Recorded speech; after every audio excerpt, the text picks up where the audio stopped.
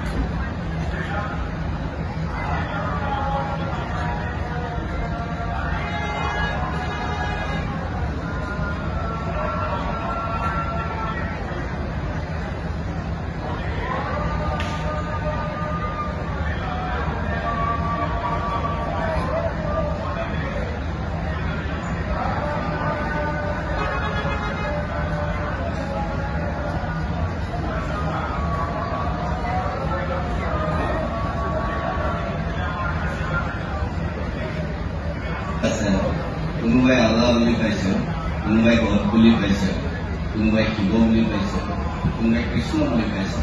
সকলো সত্তা যেতিয়া আমি কৈছোঁ যে ঈশ্বৰ সৰ্বশক্তিমান, ঈশ্বৰ সৰ্বব্যাপী, তেতিয়াহ'লে মোৰ ঈশ্বৰজন আপোনাৰ ঈশ্বৰজন একেজন ঈশ্বৰ, হয়তো দেখাত বুজাত অবাত আমাৰ পাৰ্থক্য আছে কাৰণেই, মানুহ মাত্ৰে আমাৰ ভুল হয় কাৰণে আমি ক'ৰবাত ঈশ্বৰৰ লগত যুদ্ধ কৰিব খোজোঁ। আচলতে যুদ্ধ আমাৰ ঈশ্বৰৰ লগত নাই। যুদ্ধবোৰ হয়তো ক'ৰবাত আমাৰ কেতিয়াবা নিজৰ ভাৱ ধাৰণাবোৰৰ মাজতে আছে। গতিকে আজি এই মঞ্চত এইখিনি সময়ত মোৰ কাৰণে সৌভাগ্যৰ বিষয় যে আজি শিৱসাগৰৰ মঞ্চত মই দেৱাদিদেৱ মহাদেৱৰ যে দেশত ঈশ্বৰ শক্তি, ঈশ্বৰ চেতনাৰ দ্বাৰা জাগ্ৰত হৈ কেনেকৈ আমি আগুৱাই যাব পাৰোঁ তাৰ ওপৰত মোৰ মনৰ অনুভৱ হৈ আছিল। আৰু সেই সময়তে এই শিৱসাগৰৰ শিৱদৌলৰ কাষতে থকা মছজিদত আল্লাহৰ গুণানুকীৰ্তন হৈছে। ইয়াতকে আৰু সুন্দৰ পৰিৱেশ মোৰ কাৰণে কিবা হ'ব বুলি ভবা নাই। এয়াই ঈশ্বৰ, এয়াই সত্য, এয়াই সনাতন, এয়াই শুদ্ধ। গতিকে আজিৰ পৰা আমি ভাবোঁ সকলোৱে নিজৰ নিজৰ বিশ্বাসত, যদি মোৰ বিশ্বাসত যদি ভগৱান আছে বুলি মই ভাবিছোঁ, তেনেহ'লে আনৰ বিশ্বাসতো ভগৱান থাকিব পাৰিব। কাৰণ বিশ্বাস বোলাটো কথাটোৱেই আচলতে অন্ধ। কোনোবাই কয় অন্ধবিশ্বাস, বিশ্বাস বোলা বস্তুটোৱে অন্ধ, যাৰ কোনো ৰূপ নাথাকে, যাৰ কোনো স্বৰূপ নাথাকে, যাৰ একো নাথাকে, তাক কেৱল অনুভৱ কৰিব পাৰি। আৰু সেই বিশ্বাস এই পৃথিৱীত জীয়াই থকা প্ৰত্যেকজনে যি ধৰণে কৰিছে তেওঁলোকে পাইছে। আৰু সেই সনাতন চিন্তা, সেই শাশ্বত চিন্তা, সেয়াই শিৱতত্ত্ব। শিৱতত্ত্বত আমি সকলো এইখিনি কথা ক'লো। এইখিনি কথা কোৱাৰ বাবে মই ক'বলৈ মোক সুবিধাকণ দিয়াৰ বাবে মই সমূহ কাৰ্যকৰ্তাৰ লগতে আৰু পুনৰ এবাৰ মই বসন্ত গগৈ ডাঙৰীয়াক আন্তৰিক ধন্যবাদ জ্ঞাপন কৰিছোঁ। আৰু সভাপতি মহোদয়, উপায়ুক্ত মহোদয়, আয়ুষ ঘৰ ডাঙৰীয়াক ধন্যবাদ জ্ঞাপন কৰি সকলোকে মঞ্চত